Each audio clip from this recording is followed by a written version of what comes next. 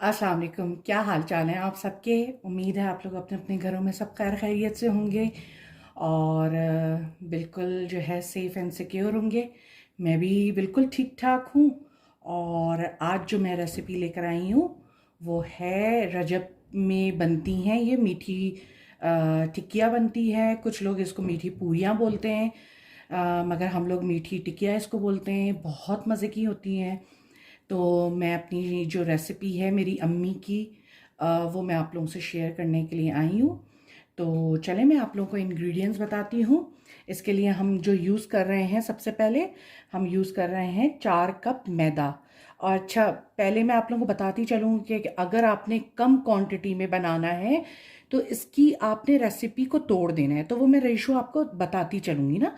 तो मैं ज़्यादा बना रही हूँ तो 4 कप मैंने मैदा लिया है, 1.5 कप मैंने सूजी ली है।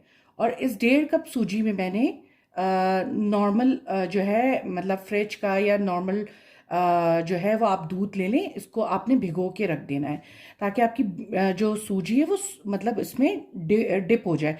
देखें ये बिल्कुल भी जो है वो मतलब लिक्विडी फॉर्म में नहीं है, बिल्कुल सख्त है। तो ये बस इसको आपने भिगोना है सूजी को।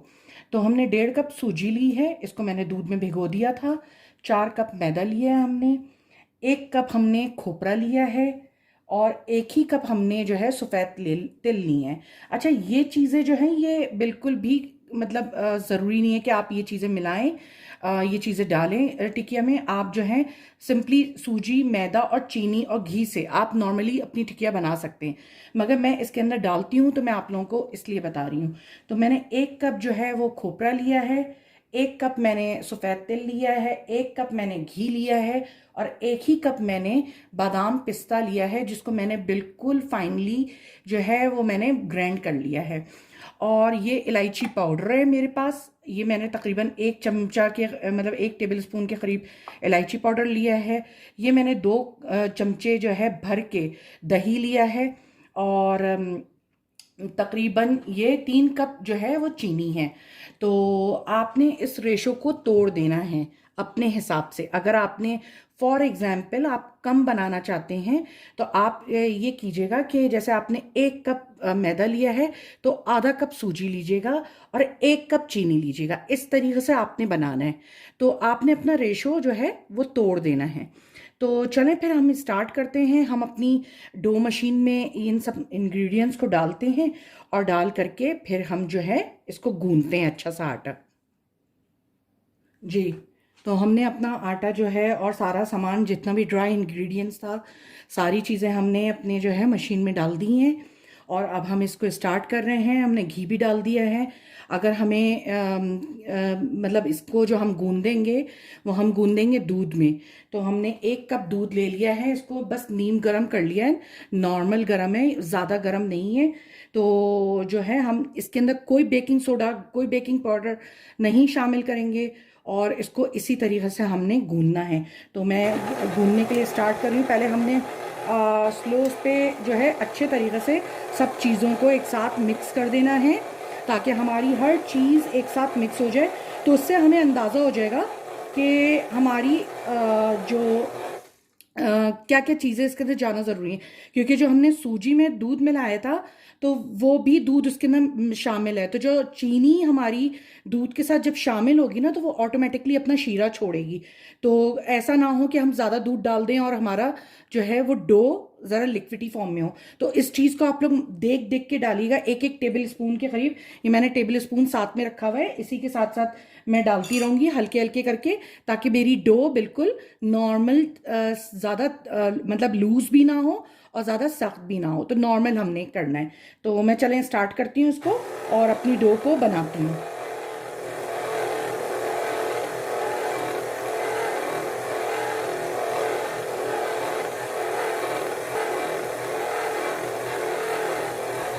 देखिए अभी हमने इसके अंदर कुछ भी शामिल नहीं किया है और ये खुद ब खुद ही जो है डो की शक्ल में आ रही है। तो अगर हमें ज़रूरत पड़ेगी तो हम दूध इसके अंदर शामिल करेंगे, वरना हमें दूध शामिल करने की ज़रूरत नहीं है क्योंकि हमारा घी भी इनफ है, हमारे जो हमने दूध डाला है सूजी में वो भी इनफ है।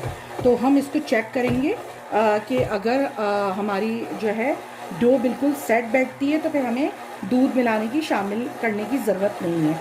तो ये जैसे जैसे देखें बनती जा रही है डो, तो ये इसी फॉर्म में आती जाएगी।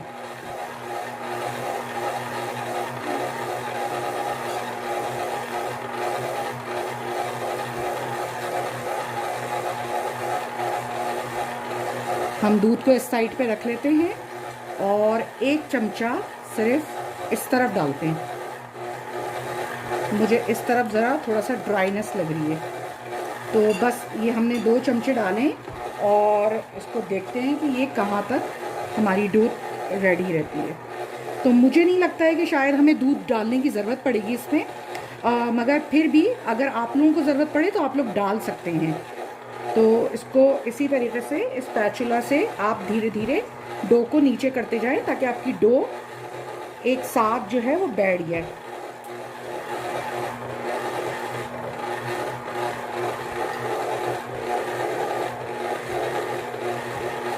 देखिए माशाल्लाह से डो मेरी तैयार हो रही है। मुझे नहीं लगता है कि मुझे ज़रूरत पड़ेगी इसके अंदर दूध शामिल करने की, क्योंकि आपकी जब चीनी होती है ना, वो चीनी भी शीरा छोड़ रही होती है, तो आपको ज़रूरत नहीं पड़ती। और प्लीज़ इस रेसिपी में बिल्कुल भी बेकिंग सोडा, बेकिंग पाउडर नहीं शामिल कीजिएगा, क्योंकि अगर आपकी टिक्कियाँ फटी तो मैं उसकी ज़िम्मेदार नहीं होंगी, क्योंकि मैं बेकिंग सोडा, बेकिंग पाउडर नहीं डालती। ये जो मैंने दही शामिल किया है, ये दही इसीलिए शामिल किया है कि हमारा जो दही होता है वो जब ये टिक्कियाँ तैयार होती है ना, तो अंदर से ये सॉफ्ट होती है और ऊपर से ये क्रिस्पी होती है, तो ये बहुत मज़े की बनती है, बिस्किट फॉर्म में बनती है। तो प्लीज़ आप लोग जो है ना बेकिंग सोडा, बेकिंग पाउडर नहीं मिलाइएगा। तो मेरे ख्याल से अब तो मुझे दूध की ज़रूरत नहीं पड़ रही है। तो माशाल्लाह से मेरी डो तैयार है ऑलमोस्ट। बस इसको मैं मज़ीद इसको अंदर गूंदूंगी ताकि ये अच्छे तरीके से गूंद जाए। जी, तो हमारी डो तैयार है बिल्कुल। इसको मैं जो हूँ तकरीबन 10 से 15 मिनट के लिए रेस्ट करने के लिए छोड़ूंगी ताकि ये अच्छे तरीके से रेस्ट हो जाए। ये देखिए मैं इसको बल्कि निकाल के आपको दिखाती हूँ। तो ये बहुत अच्छे तरीके से ये डो बन गई है। तो इसको हम जो है तकरीबन 10 से 15 मिनट के लिए रेस्ट करने के लिए छोड़ेंगे और फिर हम इसकी जो है आटे की मतलब छोटे छोटे पेड़े बना करके हमने ये मैंने लिए हुए हैं स्टेंसिल्स। आप कोई भी स्टेंसिल्स ले सकते हैं, ग्लास ले सकते हैं, प्यालियाँ ले सकते हैं, कुछ भी ले सकते हैं। और उससे मैंने इसकी गोल जो है वो शेप देनी है और दे करके मैंने फिर इसको जो है हल्की आंच पे, बहुत लाइट आंच पे, ये ज़रूरी है सबसे ज़्यादा बात कि आपने जो तेल गरम करना है उसको ऐसे गरम करना है कि जब आपकी टिक्कियाँ अंदर जाए तेल में तो वो बिल्कुल तेज़ी से डार्क ना हो जाए ना, वो धीरे धीरे पके। तो मैं जब टिक्कियाँ डालती हूँ तो मेरी कम से कम 9 to 10 मिनट्स लेती है टिक्कियाँ तलने में, क्योंकि मैं बिल्कुल लाइट आंच पे बनाती हूँ तो वो अंदर तक पकती है और ऊपर से वो बिल्कुल गोल्डन बिस्किट की तरह कलर आता है और अंदर जो होती है वो बिल्कुल नरम होती है। तो उसकी तरह आपने बिल्कुल सेम इसी तरीके से आपने जो है प्रोसीजर को फॉलो करना है और इसी तरीके से आपने टिक्कियाँ बनानी है। तो जब तक कि मैं इसको रेस्ट देती हूँ फिर हम थोड़ी देर में आपसे मिलते हैं। जी, तो हमारे 10 मिनट हो गए हैं और बल्कि ज़्यादा ही हो गए। तो अब जो है हम अपनी टिक्कियाँ बनाने के लिए स्टार्ट करते हैं। तो हमने इतना बड़ा पेड़ा ले लेना है और इसको आप जो है मैंने अलग से मैदा प्याली में करके रख लिया था कि अगर हमें ज़रूरत पड़ेगी तो हम नीचे की साइड पे तो हमने वैसे भी करना है यूज़। तो इसको हमने अच्छे तरीके से जो है जैसे हम रोटी का जो है पेड़ा बनाते हैं बिल्कुल ऐसे ही बनाना है ताकि इक्वल आपकी जो है वो डो बने। तो आपने इसको बेलना है, जितना पतला जितनी मोटी आपने बनानी है वो आपकी अपनी चॉइस है। और इसको आपने बेल लेना, आई थिंक इतना इनफ है। तो इसमें 2 बन जाएंगी आराम से, बल्कि कोशिश मैं करती हूँ 3 निकाल लूँ इसमें। तो हाँ 3 निकल आएंगी।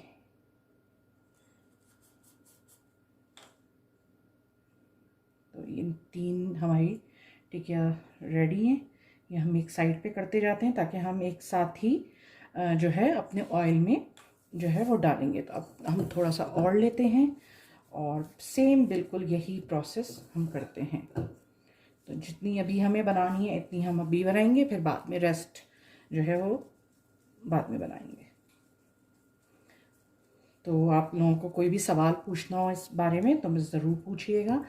कुछ समझ में नहीं आ रहा हो, मगर प्लीज़ रेशो यही रखिएगा, वरना अगर आपकी टिकिया फटी या मतलब वो तेल में जा कर के वो हो गई तो वो फिर जो है ज़ाहिर है वो आपका रेशो अप एंड डाउन हो जाता है। तो कोशिश कीजिएगा कि रेशो यही रखें। आप या तो रेशो यही रखें या इसको आगे पीछे भी कर सकते हैं, जैसे मैंने आपको स्टार्टिंग में वीडियो में समझाया था कि आप 1 कप मैदा ले लें, और अगर चीनी कम खाते हैं तो आप चीनी कम ले लीजिएगा। तो इस तरीके से आप करके, और ये आपने इसी तरीके से जैसे आपने पहले काटी थी इसी तरीके से आपकी 3 टिकिया और निकल आएंगी, और ये आपकी तैयार।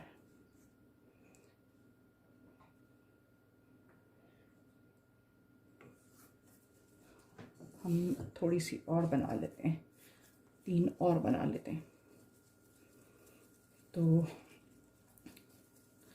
जब तक कि हम ये टिकिया रेडी करते हैं तो फिर मैं आपसे थोड़ी देर में मिलती हूँ। जी, तो हमारी टिकिया तैयार हैं। हम फ़िलहाल इतनी ही अभी फ्राई करेंगे आपको दिखाने के लिए, फिर बाद में मैं और मज़ीद फ्राई करूँगी।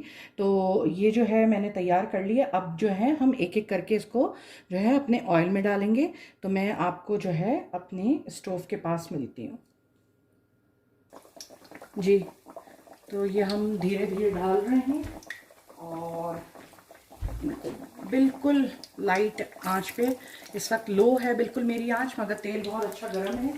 तो जो है हमने इसको बिल्कुल लाइट आंच पे जो है इसको फ्राई करना है। तो आपके पैन में जितनी गुंजाइश हो आप उतनी ही डालिएगा टिकिया, उससे ज़्यादा नहीं डालिएगा। मेरा आंच ज़रा मैं और लो कर देती हूँ क्योंकि मेरी काफ़ी तेज़ आंच हो गई है, मतलब तेल ज़्यादा गर्म हो गया है। तो मैंने इसको बिल्कुल लो कर दिया है, और इसको आपने बिल्कुल भी चमचा नहीं हिलाना, ये खुद ब खुद ही ये ऊपर आती चली जाएगी। और जो जैसे जैसे ये ऊपर आएगी और उसके बाद इसका कलर चेंज होता जाएगा। तो जैसे ही ये मतलब एक तरफ से पक जाएगी तो फिर हम हल्के से धीरे से हमने इसको टर्न करना है। तो आपने कोई जल्दी नहीं मचानी है, हल्के हल्के से आपने जो है ना अपने जो है ना टिकिया को पकाना है। तो देखिए नीचे वाली जितनी भी हैं सब बैठी हुई हैं क्योंकि तेल काफ़ी गर्म था। तो ये 2 जो हैं ये ऊपर आ गई हैं जल्दी, मगर वो बाकी जो हैं वो अभी नीचे ही हैं। तो वो धीरे धीरे धीरे धीरे पकते पकते ऊपर आएंगी। तो आपने बिल्कुल लाइट आंच पे अपनी टिकिया को पकाना है, मगर आपका तेल अच्छा गर्म हो, मतलब ऐसा गर्म हो कि डार्क ना हो, मगर अच्छे तरीके से वो उसके ना जाने के बाद से वो आराम से पकना शुरू हो जाए। तो चलें, जब हमारी ये टिकिया फ्राई होती हैं और फिर हम जो है अपने काउंटर पे मिलते हैं। जी, हमारी माशाल्लाह टिकिया तैयार है, और आप देख सकते हैं कि बहुत खूबसूरत कलर आया है, बिल्कुल जैसे बाज़ार में मिलती हैं ये बिल्कुल वैसे ही कलर आता है। अगर आप चाहते हैं कि आपका भी इक्वल ऐसे ही कलर आए तो उसका बस सिंपल ये तरीका है कि थोड़ा सा पेशेंस रखना है, और आपने बिल्कुल बिल्कुल लो टू मीडियम आंच पे आपने अपनी टिक्किया को पकाना है। और कम से कम आपकी टिक्किया को जो है वो 9 to 10 मिनट्स लगेंगे पकने में, और वो ऊपर से भी क्रिस्पी हो जाएंगी। अभी बहुत गर्म है तो मैं तोड़ नहीं पा रही हूँ, और मैं आपको तोड़ के दिखाती, बल्कि मैं आपको तोड़ के दिखाई देती हूँ। ये वाली तो बहुत गर्म है। ये देखिए बहुत ज़्यादा ही गर्म है बहरहाल। ये देखिए ये टूट गई है। तो ये देखिए कितनी मतलब सॉफ्ट बनी है ना।